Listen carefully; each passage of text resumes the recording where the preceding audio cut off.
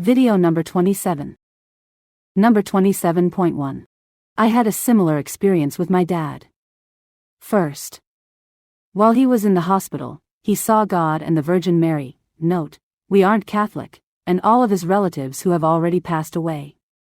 He started singing on the telephone, to glory, very loudly. When I told him he had to shush, he told me he was singing for God. He was a spiritual man but not a regular Bible reader or church man. But after that he would recite Bible scripture. Then when he was in hospice at home, he was so disappointed he thought he had done something wrong why God didn't take him while he was in the hospital. We got to have him for one last Christmas.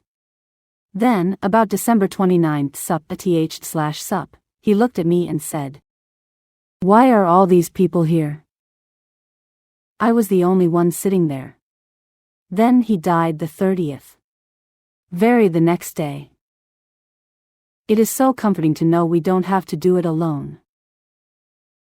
Number 27.2. The last words of my best friend Michelle were, "Oh my gosh, who would have thought," and then, she was gone.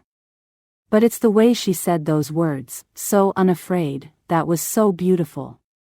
And because of that I am not afraid of making my own transition into the light. Number 27.3. When my friend died he pointed to the corner of his apartment and smiled. He was very happy. He looked 19 and yet he was 51.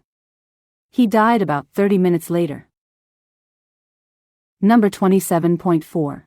I was blessed to help facilitate my auntie's passing and was to witness some of these scenarios. She had angels that stood tall on either side of her hospital bed. She said they were huge.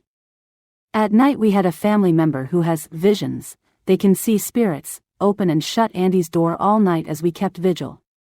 He said the room was full of spirits and they kept coming and going out of the room. Auntie did indeed have conversations with unseen visitors. Number 27.5. My neighbor was surrounded by his family when he passed a few years back. He was baptized Catholic, but I don't believe he was a practicing Catholic, so it's beautiful to know that as he was passing, he looked up and said in amazement, "Jesus, you came." I've told many people this story because it's so important for people to know. Number 27.6. I think this needs scientific research. We should establish what is the truth. I was there when my mum left me in 2012, and also my dad left me in 2021. I have experienced what they saw, what they told, what we call possession, etc.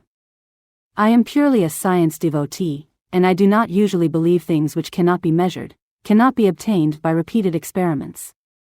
But the things which I saw, I listened, I've started reading whatever I can, and I seriously feel these things should be researched seriously. Though I highly doubt if any subjective thing can be measured ever, because in science we measure objects and their interactions only. But I'm still hopeful. Please subscribe, like and share with anyone that needs these comforting stories.